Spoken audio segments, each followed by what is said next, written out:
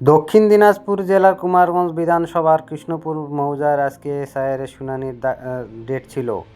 ভারতের নির্বাচন কমিশনের গাইডলাইন্স অনুযায়ী সুপ্রিম কোর্টের নির্দেশে যারা অসুস্থ বৃদ্ধ মানুষ আছেন, এমনকি গর্ভবতী মহিলা আছেন, তাদের বাড়ি বাড়ি গিয়ে এসআইআরের শুনানির নির্দেশ দেওয়া হয়েছিল।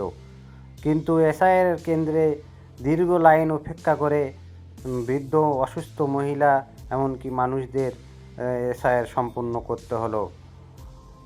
70 বছর 75 বছরের বৃদ্ধা সেখানে দীর্ঘ অপেক্ষা করে এসআইআর সম্পন্ন করলো। তাদের মুখ থেকে শুনবো। আপনি দেখতে পান? আমাদের বয়স্ক লোক যারা বৃদ্ধ লোক যারা তাদেরকে বাড়ি বাড়ি গিয়ে হিয়ারিং করে কাজটা করার কথা ছিল।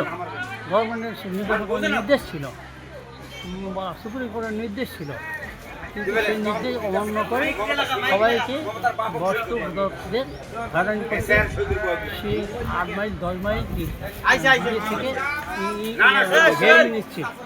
এটা একটা গণতন্ত্রবিহীন, মানুষের উপরে হয়রানি অত্যাচার চাপিয়ে দেওয়া হয়েছে। হ্যাঁ।